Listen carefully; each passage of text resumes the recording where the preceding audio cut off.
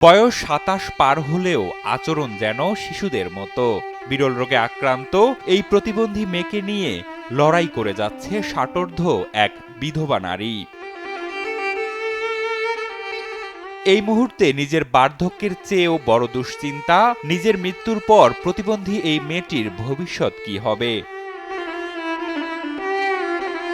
চোখে মুখে অনিশ্চয়তা, শরীর জুড়ে বার্ধক্যের ছাপ, আর মনে সন্তানকে নিয়ে অন্তহীন দুশ্চিন্তায় দিন কাটছে ৬০ বছর বয়সী নারী তহমিনা আক্তারের। এ বয়সে এসেও প্রতিবন্ধী মেয়েকে নিয়ে তাকে দিতে হচ্ছে জীবনের কঠিন পরীক্ষা।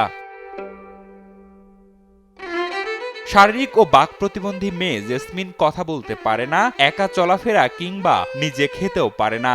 অভাব অনটনের সংসারে প্রতিবন্ধী এই মেয়ের চিকিৎসা তো দূরের কথা, সন্তানের মুখে দুবেলা আহারই তুলে দিতে পারছেন না অসহায় এ মা।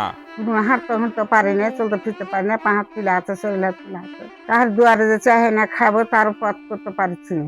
এই দুঃখিত আছি। প্রতিবন্ধী বেটি আছে, প্রতিবন্ধী বেটিকে নিয়ে তো যার কাছে যাচ্ছি তার কাছে ভারী হয়ে যাচ্ছি। পরের ঘরে বেটিরা আসিয়া যা দিচ্ছে তাই খাচ্ছি, না হলে না খেয়ে পেয়ে থাকতে হয়েছে। সম্প্রতি তহমিনা বেগমের শারীরিক অবস্থার চরম অবনতি হয়েছে, তার ২ পা ফুলে গেছে এবং হাতেও সমস্যা দেখা দিয়েছে, যার ফলে আগের মতো চলাফেরা করা যেমন অসম্ভব হয়ে পড়েছে, তেমনি প্রতিবন্ধী মেয়েটিকে নিয়েও পড়তে হয়েছে বড় দুশ্চিন্তায়। তহমিনার জীবনে একদিকে চরম দারিদ্রতা, অন্যদিকে চেপে ধরেছে বার্ধক্য। স্বামীহারা এ নারী অভাবের সংসারে ২ মেয়েকে বিয়ে দিলেও শারীরিক প্রতিবন্ধী ছোট মেয়েটিকে নিয়ে খেয়ে না খেয়ে জীবনীপাত করছেন। স্বজন ও এলাকাবাসীরা জানান এই বৃদ্ধা নারীর চরম দুর্দশার কথা। খুব কষ্টে জীবনযাপন করছে। সে কত চাহে চিনতে খায়, কেউ দেয় না, কত দুয়ারে বেরিয়ে বেড়ায়। সে খুব কষ্টে আছে, একটা প্রতিবন্ধী মেয়ে আছে তার, সে অনেক কষ্টে আছে। আপনারা সহযোগিতা করিয়ে।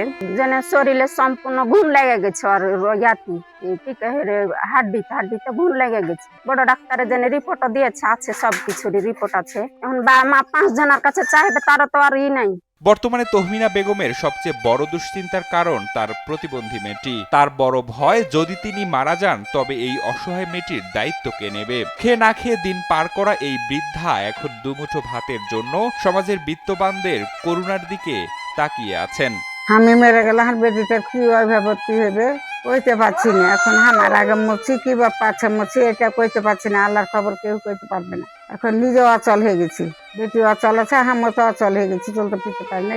কে দুটা যে দানা আগে সেরকম মানুষ নেই।